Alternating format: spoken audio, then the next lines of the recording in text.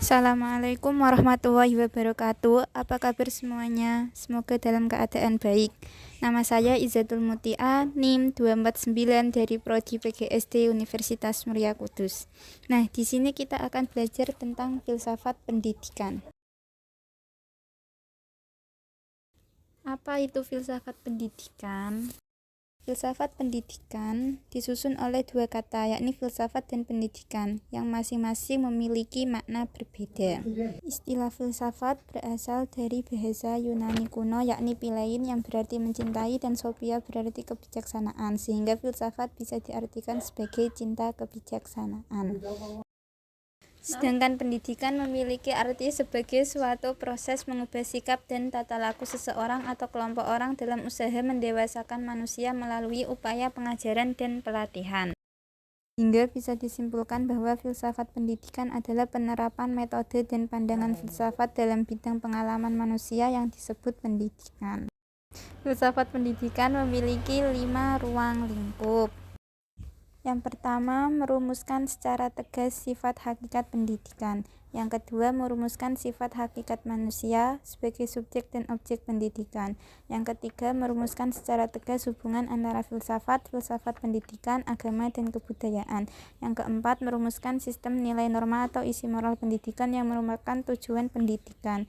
Yang kelima, merumuskan hubungan antara filsafat negara, filsafat pendidikan, dan politik pendidikan atau sistem pendidikan.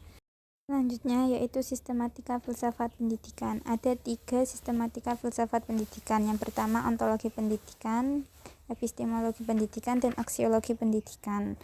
Ontologi pendidikan. Ontologi bisa diartikan sebagai ilmu yang mempelajari mengenai wujud hakikat yang ada.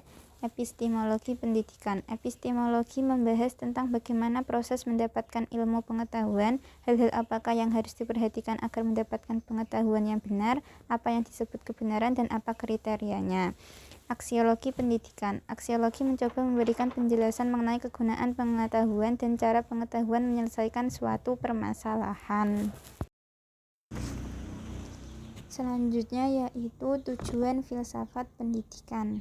Yang pertama, dengan berpikir filsafat, seseorang bisa menjadi manusia, lebih mendidik dan membangun diri sendiri.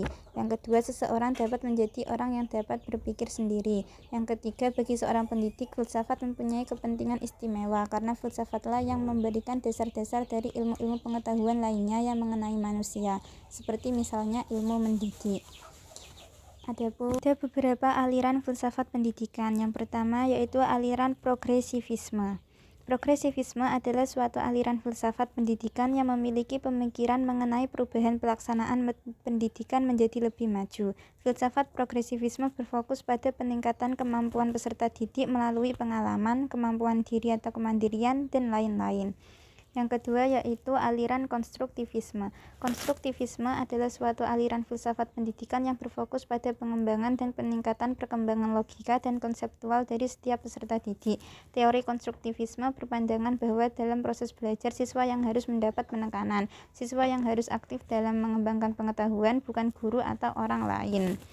Yang ketiga yaitu aliran humanistik. Humanistik adalah aliran filsafat pendidikan yang membuat proses belajar mengajar dengan pendekatan yang lebih humanis dibandingkan aliran lain.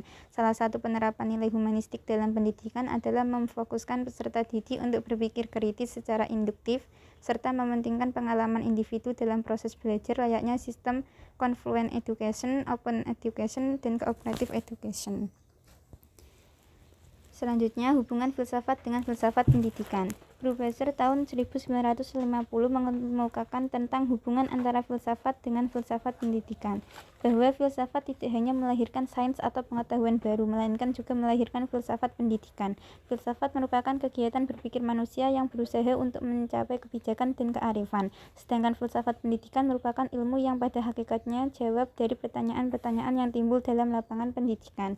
Oleh karena bersifat filosofis, dengan sendirinya filsafat pendidikan ini hakikatnya adalah penerapan dari suatu analisa filosofis terhadap lapangan pendidikan. Selanjutnya yaitu manfaat belajar filsafat pendidikan. Yang pertama, menjadikan mahasiswa lebih kritis dan lebih dapat berpikir reflektif dalam memandang persoalan pendidikan. Yang kedua, memperluas cakrawala berpikir mahasiswa agar lebih arif dalam memahami problem pendidikan. Yang ketiga, memecahkan problem-problem dasar kependidikan dengan menggunakan kebebasan intelektual dan tanggung jawab sosial. Sekian dan terima kasih. Inilah penjelasan saya mengenai filsafat pendidikan. Apabila ada tutur kata yang salah, saya minta maaf. Saya akhiri. Wassalamualaikum warahmatullahi wabarakatuh.